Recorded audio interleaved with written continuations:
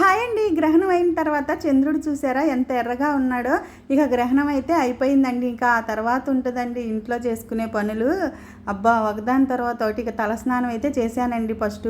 ఇక గ్రహణం వెళ్ళంగానే అందరూ తలస్నానం చేయాలి అంటారు కదా, అందుకని తలస్నానం చేసి మనం గరికైతే పెట్టుకున్నాం కదా అన్ని చోట్ల, అవి అయితే మొత్తం తీసేసి ఇక డస్ట్బిన్లో అయితే వేసానండి. ఆ తర్వాత అంతా శుద్ధి చేసుకోవాలి కాబట్టి కాస్త పసుపు ఉప్పు వేసి నీళ్ళల్లో ఫస్ట్ అయితే పొయ్యి అంతా అయితే తుడిచేసుకున్నాను అనమాట. ఎందుకంటే పాప ముందైతే పిల్లలకి బియ్యం కడిగి పెడతాం, అన్నం వండుదామని చెప్పేసి ఫస్ట్ గ్యాస్ కట్ అంతా నీట్గా శుభ్రంగా చేసుకున్నానండి. ఇక పొయ్యి మొత్తం నీట్గా శుభ్రం చేసుకుని ఆ తర్వాత ఇక బియ్యం కడిగి పొయ్యి మీద పెట్టేసి తర్వాత ఇల్లు ఉడిచి తుడుచుకుని బయట తుడుచుకుని ఇక మొత్తం ఇల్లంతా అయితే శుభ్రం చేసుకున్నాను అనమాట. ఇల్లు తుడిచేటప్పుడు కూడా నీళ్ళల్లో పసుపు వేసి తుడుచుకున్నానండి. ఎందుకంటే ఏ దోషాలు ఉన్నా పోతాయి అని చెప్పేసి పసుపు కల్లుప్పు వేసి తుడుచుకుని తర్వాత దేవుడి సామాన్లన్నీ కడుక్కున్నాను అనమాట.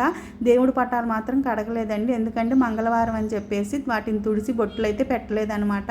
ఇక తెల్లారైతే ఫస్ట్ లెగంగానే ముగ్గు అయితే వేసుకుని స్నానం చేసి ఆ తర్వాత దేవుళ్ళు అన్నీ క్లీన్ చేసుకున్నానండి. విగ్రహాలైనా పటాలైనా అన్నీ క్లీన్ చేసి పెట్టుకున్నాను అనమాట. ఎందుకంటే మంగళవారం చేయకూడదని తెల్లారి బుధవారం కదా చేసుకుందాంలే అని చెప్పేసి ఇక అమ్మవారి ఫోటో కూడా చక్కగా బొట్లు పెట్టుకుని అమ్మవారిని అలంకారం చేసుకుని దీపారాజన అయితే చేసుకున్నానండి. ఇంకా అన్ని చోట్ల దీపాలు పెట్టుకున్నాను. పటాలకి చక్కగా బొట్లు పెట్టుకుని భలే నిండుగా ఉంటుంది కదా, మొత్తం దేవుడి గుడి శుభ్రం చేసినప్పుడు భలే అలంకరణగా అందంగా ఉంటుందండి. ఇంకా పూజ అయితే కంప్లీట్ అయిపోయింది. ఖర్జూర పండు నైవేద్యంగా పెట్టుకుని ఇంట్లో పూజ అయితే ఇలా చేసుకున్నానండి. గ్రహణం ఏమో కానివ్వండి, ఆ తర్వాత చేసే పనులకు ఉంటుంది.